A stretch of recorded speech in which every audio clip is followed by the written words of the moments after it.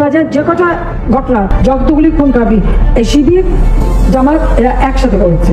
গুরুত্বপূর্ণ পদক্ষেপে সহযোদ্ধার মতো ভূমিকায় থাকার কাজগুলো করেছিল বাংলাদেশ ইসলামী ছাত্র। এখন কি শেখ হাসিনার কথাই সত্যি হতে যাচ্ছে?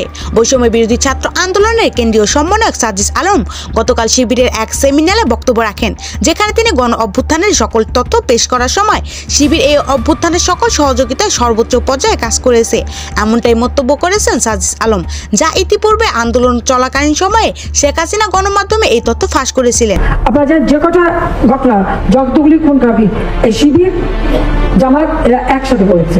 বাংলাদেশ ইসলামী ছাত্র শিবির আজকে আমার সামনে আমার যারা সহযোদ্ধারা রয়েছেন তাদেরকে আমরা প্রত্যক্ষ এবং পরোক্ষভাবে পেয়েছি। এই অভ্যুত্থানের রাজপথে থাকা, পরামর্শ দেওয়া, গুরুত্বপূর্ণ পদক্ষেপে সহযোদ্ধার মতো ভূমিকায় থাকার কাজগুলো করেছিল বাংলাদেশ ইসলামী ছাত্র শিবির। তবে ইতিমধ্যে সাজিসের এমন মন্তব্য বৈষম্য বিরোধী ছাত্র আন্দোলনের সকল পর্যায়ে ছাত্রদের মনে বিপরীত ঘৃণা জন্ম নিয়েছে। তারা বলছে এই আন্দোলন শুরু থেকে একটা ভয়ঙ্কর ষড়যন্ত্র লিপ্ত ছিল। তারা ক্ষমতায় আসার জন্য এই আন্দোলনে আমাদেরকে শুধু ব্যবহার করা হয়েছে, যা এখন আমাদের মনে করে দেয় শেখ হাসিনার ভাষণগুলো যে অভ্যুত্থানের মূল কারণ ছিল বৈষম্য নিরসন, কিন্তু এখন তারা এই বৈষম্য বাড়াচ্ছে এবং ছাত্র রাজনীতির গভীর ষড়যন্ত্র চালাচ্ছে, যা স্পষ্টভাবে প্রতীয়মান হয়েছে। ক্ষমতার লোভ এবং অর্থনৈতিক কর্মকাণ্ড ছাত্র রাজনীতির গভীর ষড়যন্ত্র চালাচ্ছে। ক্ষমতার লোভ এবং অর্থনৈতিক কর্মকাণ্ডে জড়িয়ে পড়ে বর্তমান তাদের বিলাসবহুল জীবন নিয়ে উঠেছে নানা প্রশ্ন।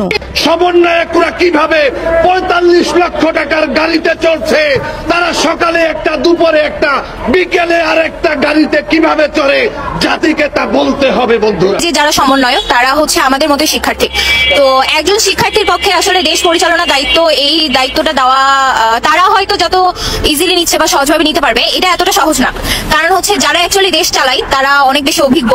তো সমন্বয়কদের হাতে যদি দেশ দিয়ে দেওয়া হয় তাহলে আমাদের দেশ অনেক ক্ষেত্রে পিছিয়ে পড়বে। বিএনপি শেষ মুহূর্তে এসে বুঝতে পারছে যে তাদের মূল শত্রু আওয়ামী লীগ না, মূল শত্রু ছাত্র আন্দোলন। ওদের ইনকামটা কি? রূপায়ণটা তারা পুরো একটা ফ্লোর নিয়ে অভিযোগ বানাইছে। ইনকামটা কি আপনারা বুঝান আমাদের?